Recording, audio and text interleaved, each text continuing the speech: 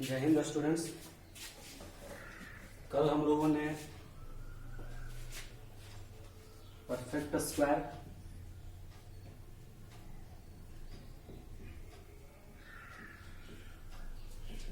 पूर्ण वर्ग संख्या परफेक्ट स्क्वायर के बारे में पढ़े थे। कोई संख्या अगर दिया हुआ है तो उसका परफेक्ट स्क्वायर कैसे निकालेंगे, कैसे चेक करेंगे कि वह एक परफेक्ट स्क्वायर है।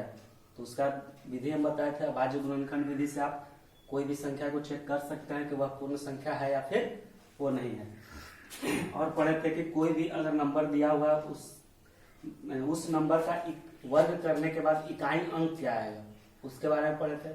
आज हम लोगों को पढ़ना क्या था, पढ़ना कुछ नहीं था। आज हम लोगों को एक्सरसाइज करना था, एक्सरसाइज 8.1। तो आज हम लोग एक्सरसाइज करेंगे, पारी सारे प्रश्नों को देखेंगे कि वह किस तरह से बनेगा। तो चलिए स्टार्ट करते हैं। आज प्रश्नावली 8.1 स्क्वायर एंड स्क्वायर रूट, वर्ग या वर्गमूल का प्रश्नावली 8.1 है। इसका फर्स्ट क्वेश्चन आपका कह रहा है कि निम्नलिखित संख्याओं के वर्गों में इकाई अंक ज्ञात करें।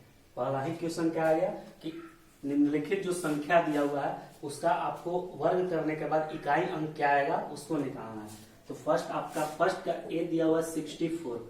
ठीक है, क्या है 64 कि अगर इस संख्या को हम स्क्वायर करते हैं तो इकाई अंक पे क्या आएगा। तो हम आपको बताए थे कि अगर संख्या जो भी दिया हुआ है उसका इकाई अंक 1 या 9 हो तो 1 या 9 रहेगा तो उसका वर्ग करने के बाद भी इकाई अंक कितना आएगा, 1 आएगा। अगर संख्या 2 या 8 हो तो इसका वर्ग करने के बाद कितना आएगा, इकाई अंक 4 आएगा। अगर संख्या 3 या 7 हो तो इसका इकाई अंक पे अगर कोई संख्या दिया हुआ उसका इकाई अंक 3 या 7 हो तो उसको वर्ग करने पे इकाई अंक कितना आएगा, 9 आएगा। अगर संख्या 5 हो, अगर संख्या का कोई भी संख्या दिया हुआ उसका इकाई अंक क्या हो, 5 हो तो वर्ग करने के बाद भी कितना हो, 0 रहेगा। तो 0 इस तरह से आपको कल बताया गया था। अगर 4 या 6 हो, एक और बच गया था, 4 या 6 हो तो वर्ग करने के बाद इसका इकाई अंक कितना आएगा, 6 आएगा। ठीक है, तो इसी तरह से इसमें आपको चेक करना कि संख्या कितना दिया हुआ, 64 दिया हुआ, इसका स्क्वायर आपको निकालना है। तो 64 दिया हुआ तो संख्या दिया हुआ, संख्या का इकाई अंक कितना है, 4 है। तो इकाई अंक जब 4 रहेगा या 6 रहेगा तो वर्ग करने के बाद भी कितना इकाई अंक आएगा, 6 आएगा। तो इसका इकाई अंक कितना आएगा, 6 आएगा। लिख देंगे इस तरह से। उसी तरह से आपका सेकेंड क्वेश्चन है 81 कि इसका जब वर्ग करेंगे तो इसका वर्ग करने के बाद इकाई अंक पे कितना आएगा। तो 1 रहेगा इकाई अंक पे तो क्या हो जाएगा, 1 ही आएगा। ठीक है, तो इस तरह से क्वेश्चन नंबर फर्स्ट आप लोग सारा बना लीजिएगा। क्वेश्चन नंबर सेकेंड में देखिए, क्वेश्चन नंबर सेकेंड है निम्नलिखित संख्याओं के वर्गों में संभव अंकों की संख्या ज्ञात करें। मतलब संख्या दिया हुआ है आपको, उसका वर्ग निकालना है और वर्ग निकालने के बाद वह कितने अंकों का संख्या बनेगा उसको सिर्फ लिख देना। जैसे फर्स्ट क्वेश्चन है 41, इसको जब वर्ग करेंगे तो वर्ग करने के बाद यह कितने अंकों का संख्या बन जाएगा। तो कितने अंकों का संख्या बनेगा उससे पहले हमको क्या करना पड़ेगा, वर्ग करना पड़ेगा। तो 41 इंटू 41 करेंगे तो 1 से 4 4 16 1 8 6 1, कितना अंकों का बना, 1 2 3 4, 1 2 3 4। तो कितना अंकों का बना ये, तो 4 अंकों की। इस तरह से लिख देंगे 4 अंकों की संख्या, मतलब 4 अंकों की संख्या क्या बना, इसका वर्ग करने के बाद। इसी तरह से इसमें और क्वेश्चन है 117 का वर्ग करेंगे तो वह कितने अंकों का संख्या बनेगा वर्ग करने के बाद। 205 को करेंगे, 225 को करेंगे। तो ये सारा आपको घर पे करना है, सारा चीज आपको बताया गया है। थर्ड क्वेश्चन है बिना किसी गणना के बताए कौन सी संख्या परिपूर्ण वर्ग नहीं है। आपको बिना देखे आपको बताना है कि कौन सा संख्या परिपूर्ण वर्ग नहीं है। तो उसमें आपको एक बताते हैं, प्रॉपर्टी होता है कि अगर कोई संख्या दिया हुआ है और उसका इकाई अंक, अगर इकाई अंक 2 हो, 3 हो, 7 हो या फिर 8 हो, कोई भी संख्या दिया हुआ, जैसे मान लीजिए कि हम संख्या लिखे 23, इसका इकाई अंक कितना है, 3 है, तो यह एक परिपूर्ण वर्ग संख्या नहीं होगा। मतलब आपको यह सिर्फ देखना है कि अगर कोई संख्या दिया हुआ है और पूछ रहा है कि वह एक परिपूर्ण वर्ग संख्या है या नहीं है, तो अगर उसका इकाई अंक 2 होगा या 3 होगा या 7 होगा या फिर 8 होगा तो वह एक परिपूर्ण वर्ग संख्या नहीं होगा।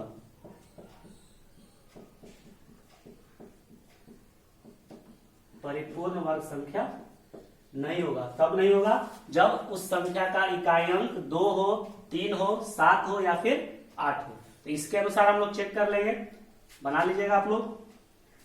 जैसे 575 है, एक तो बता देते हैं 576, इसका चेक करना है कि यह एक परिपूर्ण वर्ग संख्या है कि नहीं। हम वही क्या बताएं कि अगर कोई संख्या का इकाई अंक कितना हो, 2 हो, 3 हो, 7 हो या फिर 8 हो तो वह एक परिपूर्ण वर्ग संख्या नहीं होगा। तो इसका चेक कर लीजिएगा आप लोग। इसके बाद अगला क्वेश्चन है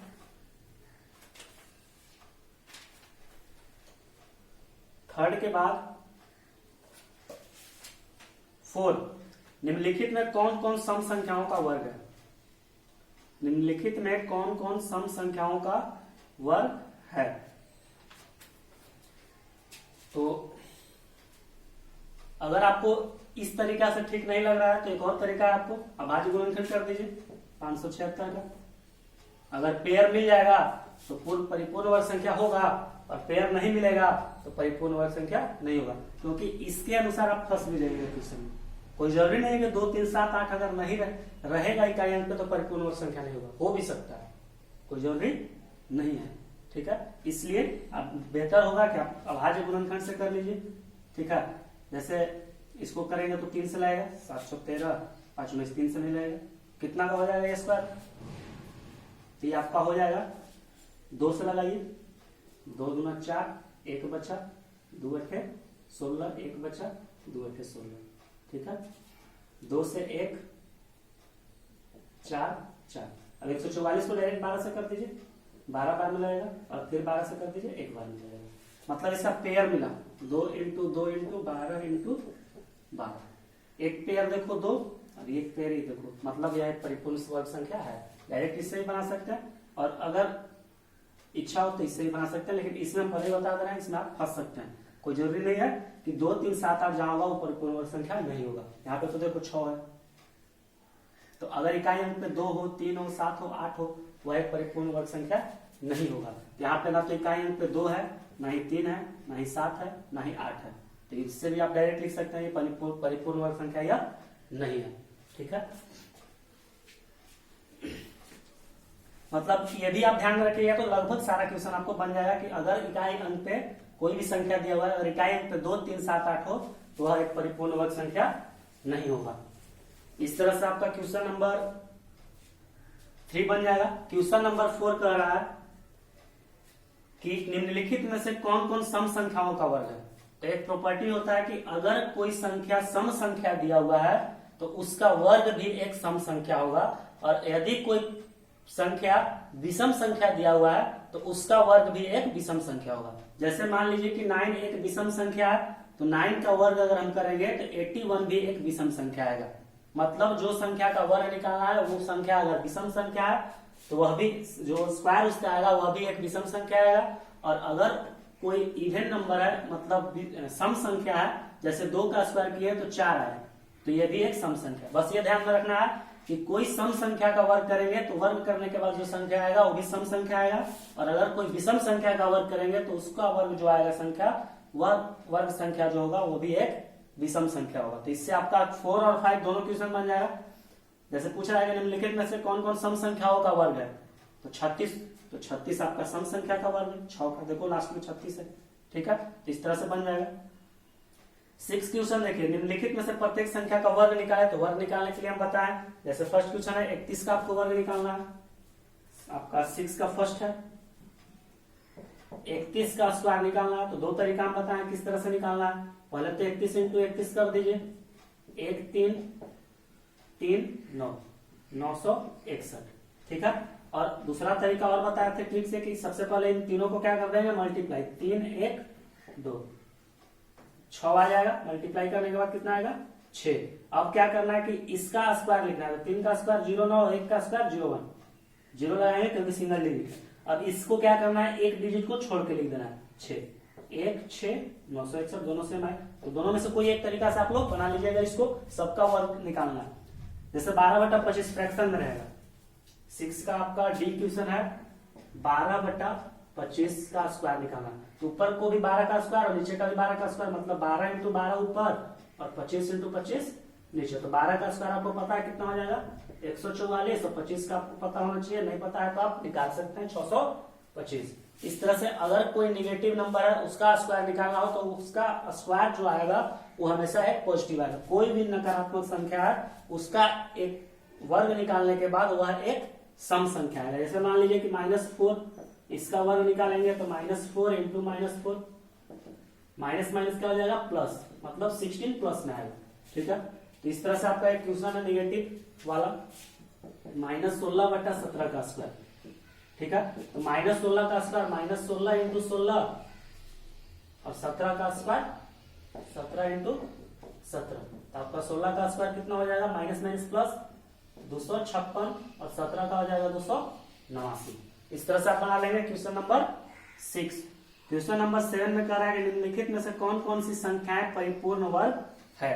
निम्नलिखित में कौन कौन संख्या जो है वह एक परिपूर्ण वर्ग संख्या है। हम अभी बताए थे कि अगर कोई संख्या दिया हुआ है उसका इकाई अंक अगर 2 3 7 8 हो तो वह एक परिपूर्ण वर्ग संख्या नहीं होगा। 2 3 7 8 अगर होगा तो वह एक परिपूर्ण वर्ग संख्या नहीं होगा। मतलब अगर इसको छोड़ के अगर कोई होगा तो वह एक परिपूर्ण वर्ग संख्या होगा। मतलब ऐसा भी कोई गारंटी नहीं कि होगा, कोई जरूरी नहीं है। जैसे मान लो कि 121 इसमें से कोई नहीं है तो एक परिपूर्ण वर्ग है, लेकिन 131 तो नहीं ना है, इसमें भी तो एक आ रहा है, इसमें कोई नहीं। इसलिए आपको थोड़ा सा ट्रिक है, ध्यान रखना है आपको।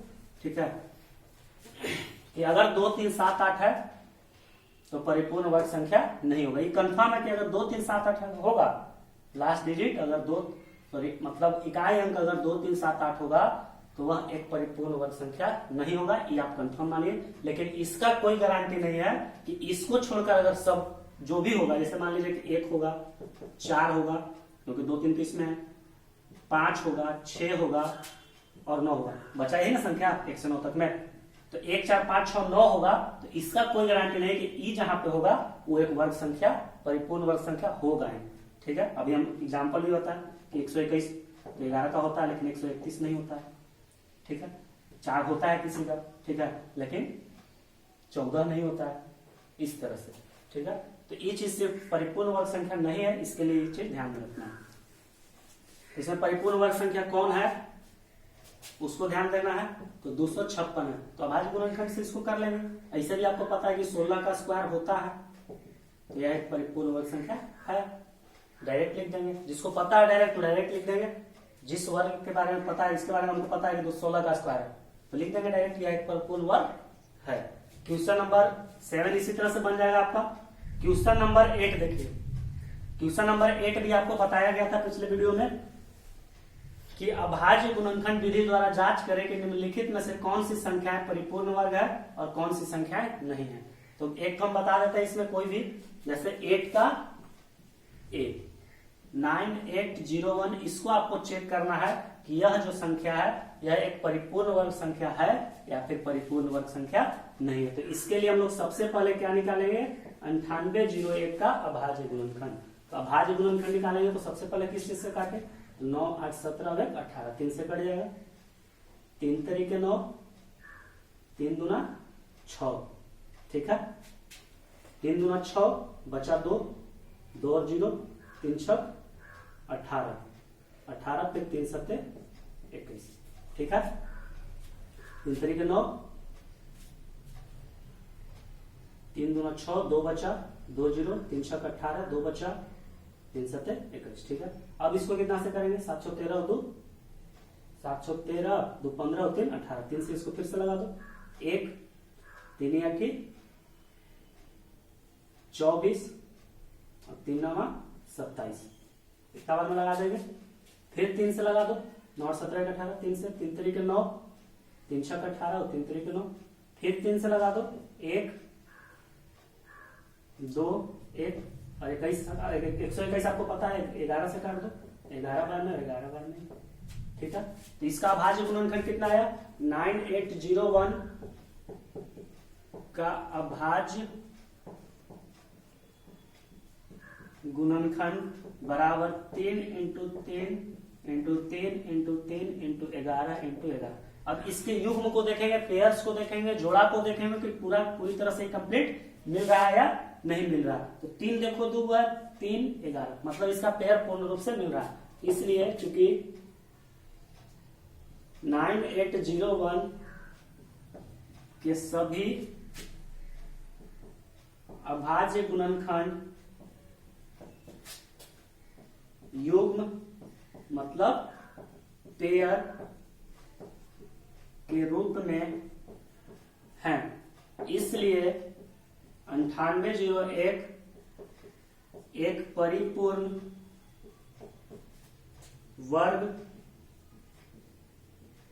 संख्या मतलब परफेक्ट स्क्वायर